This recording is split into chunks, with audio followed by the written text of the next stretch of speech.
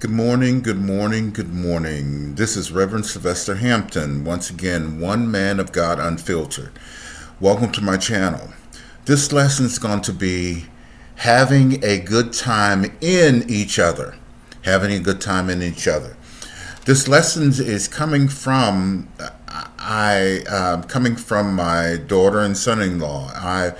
I had the opportunity to watch my son-in-law and daughter interact with one another, and I just was taken back by watching them and observing their interaction with one another, and some things that came across that they I was kind of like a fly on the wall, because there were a couple of times when they didn't even realize that I was there. They were interacting with each other like it was just like they were two alone together, and it took me back to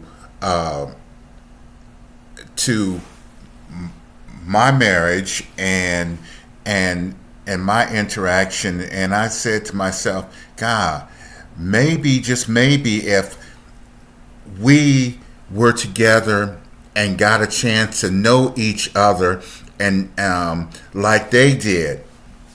What I meant by that is that they actually like each other, and they got a chance to know each other, and they spend time with one another. And I think that a lot of couples need to do that. A lot of times, when our sons and daughters get married to one another, or get holy matrimony, and get together, and we're ready for them to start having children, they don't get an opportunity to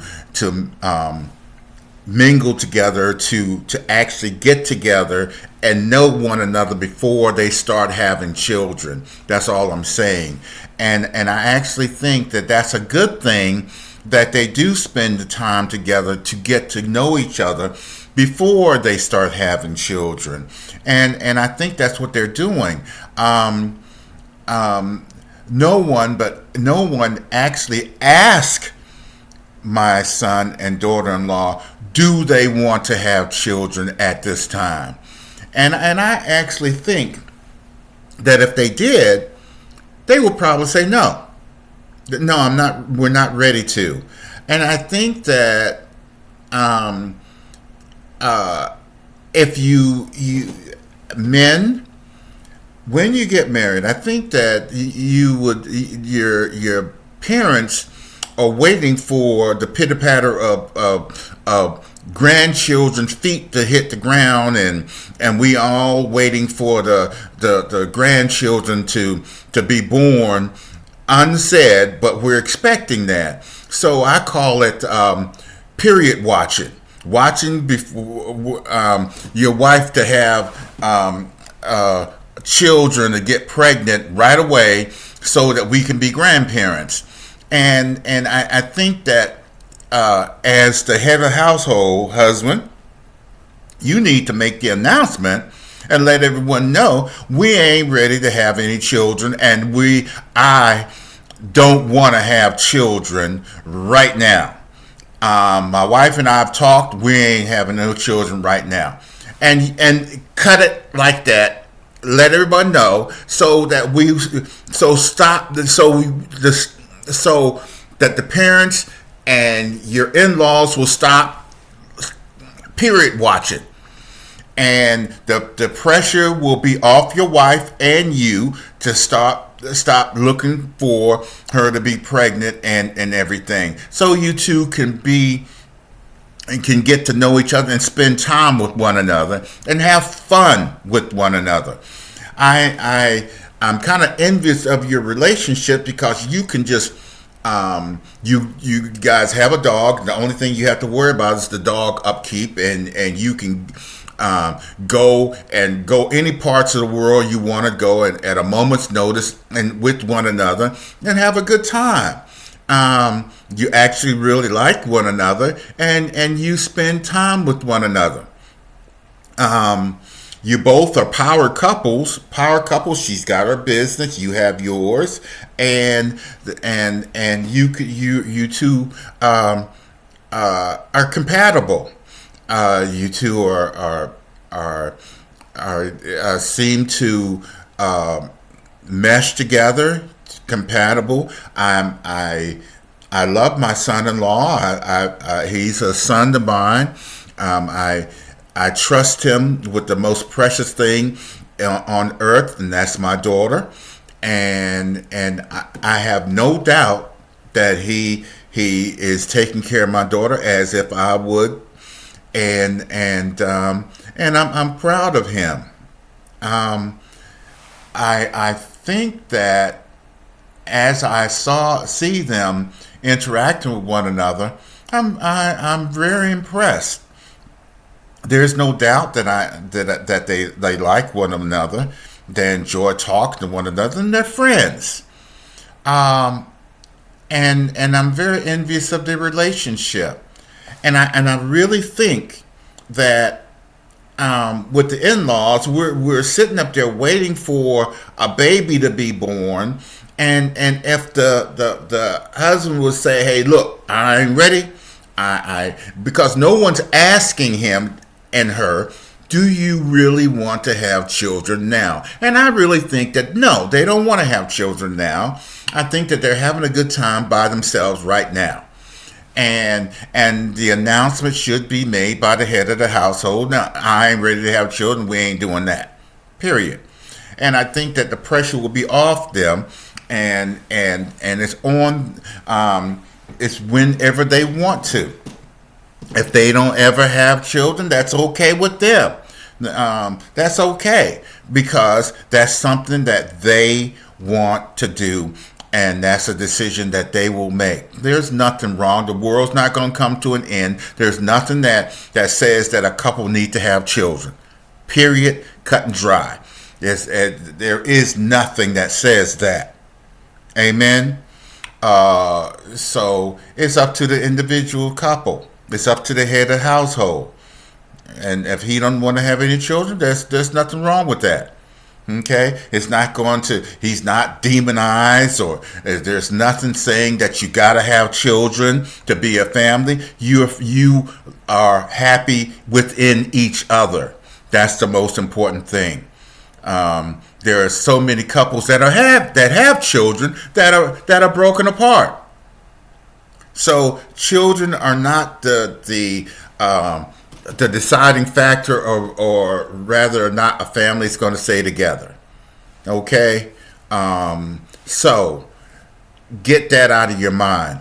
But I wanted to talk about there's circumstances by which when you are trying to have children and it doesn't happen. A lot of times when we're trying to have a family and it doesn't happen, everyone always think that it's the woman's fault that the children doesn't the woman didn't get pregnant. It's always the woman's fault. Men, I'm talking to you. Sometimes it's our fault too, and I'm gonna tell you how. When we were single, we men strike out a lot of times when we go out on dates. Doesn't necessarily mean that we're going to end up having sex. There are a lot of times when we go on many dates and not even have sex. There's a time when I remember when I was a young teenager, one of the number one things that a teenager does is he gets a wallet, and the first thing he puts in his wallet is a condom. And that was back in the day. The first thing God puts in his wallet was a condom, to make sure that he has a condom in his wallet for in case of emergency. When that big thing happens, he has a wallet. He has a condom in his wallet for when that big moment happens. Now it's like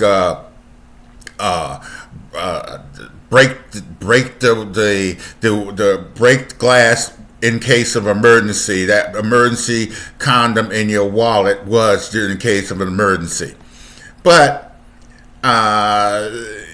you carry that wallet. I carried that condom in my wallet for years and never got a chance to use it. I carried that condom in my wallet so long that when that time did happen, the condom it was so old that it fell apart when I pulled it out of my wallet. It was so old. It was so dry rot. I thought I was one of those guys that thought I was going to die a virgin because I never had any luck with women.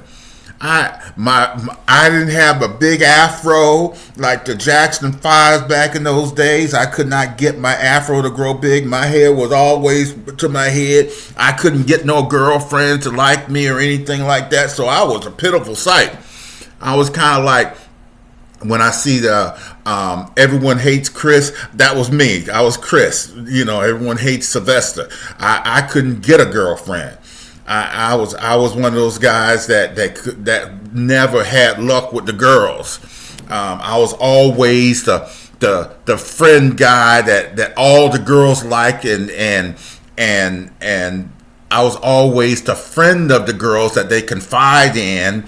But I was never one of the ones that the girls would want to like to take as a boyfriend. I was always the guy that the girls confide in, and never had luck with the girls. They didn't want to sleep with me, but I was always the friend kind. I was always in the friend zone. So, but little did I know that those guys that said that they were doing all this stuff, they were lying on their penis in the first place, so they wasn't really doing anything either. So those guys were lying on their penis. They wasn't doing nothing either. So we were all pathetic. So so that's the way it was back in the day. So bringing it. So because of that, you grow up. You're in young adulthood and everything. So back in the dating stage, we got tired of taking girls out, spending our money, and not having luck with the women. So we spend too much money on these girls on the first date, and we didn't have any sex. So what the young guys used to do was that we just resolve ourselves in pleasuring ourselves to keep the edge off. So we got kind of used to that. So it was a routine thing. We do it so much that it became routine that we didn't think about it. It was just routine. It's just like become breathing. That it was a time of the day or night before you go to bed, before when you wake up in the morning, and we did it, and that was the way it was. So boys and men did that. So you're masturbating and all that stuff, so it becomes routine. So when we got married, and we did that, and we did get married, we still did that. So what happened is your sperm count becomes low. When your sperm count comes low, you can't impregnate your new wife because your sperm count is low because you keep doing that. And when your sperm count's low, it's your fault because the sperm count is low because you're still masturbating and you don't think about it because you're used to doing it. It becomes routine. You're doing it routinely and you don't think about it. So so we got to stop that. That becomes an issue. Another thing that we got to think about is that because we want to bulk up our bodies and everything, we take these pills or steroids to get our bodies muscular and everything, and metabolism, and bulk up our muscles and everything. And some of those supplements that we're taking, body supplements, and going to the gym all the time to bulk our bodies up to make sure that the girls like us because they love the six packs that we're working on, and everything. 6'6", the 6 feet tall, the six pack, and six figures. We're working on that because that's what we want. We understand girls like that, so we work on that, and so. So we take these supplements to help our bodies get that, and those supplements have an effect on our sperm count also. So, but we take those pills and we are self pleasuring ourselves, so that has an effect on our sperm count also. But we don't think about that because we're so used to doing that, and so that becomes an effect on the reason why our new wives, are not getting pregnant too. So because we take those supplements, we have to detoxify our bodies now because those supplements are ingrained in our bodies. And it takes a while to get the flesh, all of that out of our system. So it's ingrained in your system. So what you have to do now, men, is to go to an herbalist. And you have to detoxify your body. They have some non-habit forming herbs that you can take to detoxify your body.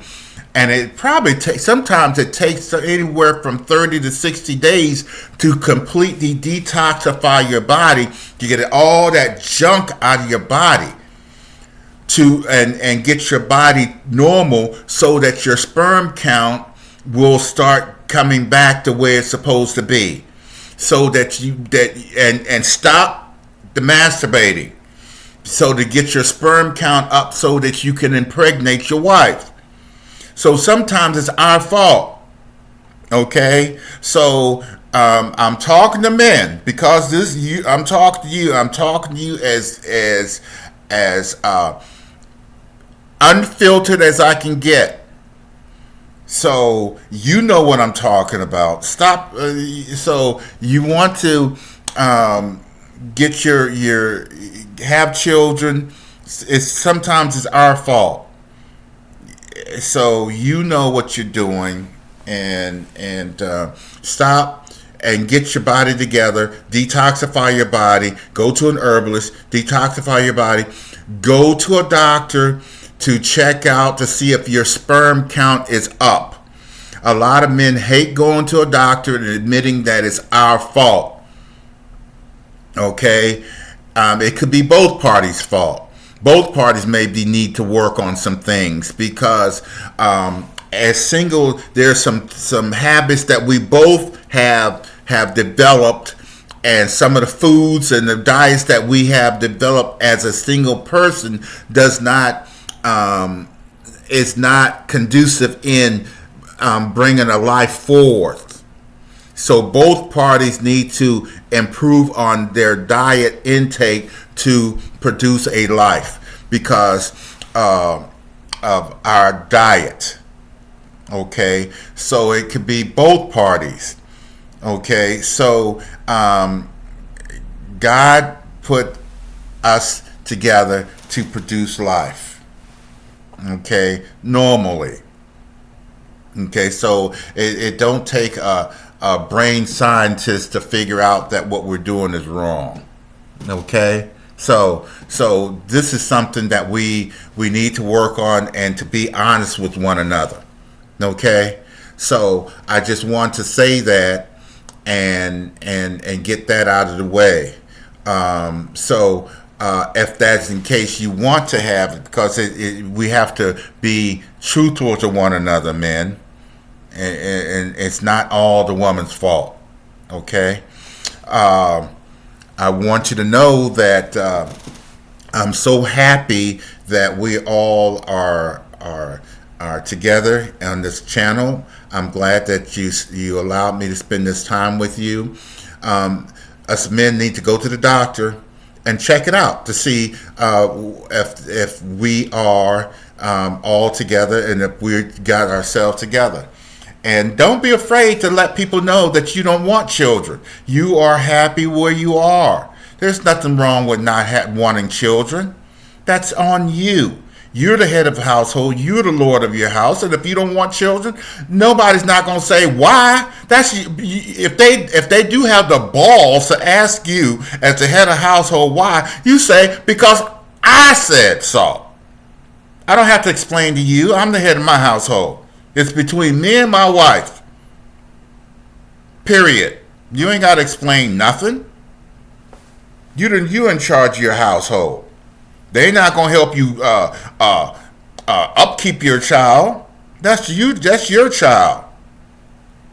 You ain't got to explain to nobody why you don't want to have any children. That's your business. You and your wife's business. Amen. You're having a good time by yourselves. You like the way it is. You ain't got to explain to nobody. Put everybody out there in misery and stop having them be period watching. That ain't their business. Keep them out of your house. Keep them out of your bed. It's your business. You enjoy the way it is. You enjoy your wife the way it is. And keep people out your business. You know, ain't nothing wrong with that. You just enjoy each other. It's the most important thing. And when you do want to have children, remember what I said about getting your body together. Amen. I want you to know I enjoy being with you today. I just want to get that across. I enjoy my son and daughter spending the time with me. I enjoy their relationship. I wish that many of us will experience what they've experienced, and they have a good time with one another. They like each other. They spend time with one another. Also, it's nothing wrong with just enjoying each other, not wanting to have children. I think that thinking back, I think that a lot of couples would wish they had something like that going on. Okay? I want you to know that I'm still standing on the battlefield, battling for the souls of the family, and I love you. Nothing you can do about it. This is Reverend Sylvester Hampton once again, one man of God, unfiltered. I love you. Nothing you can do about it. Until the next time, you take care. Love you. Bye-bye.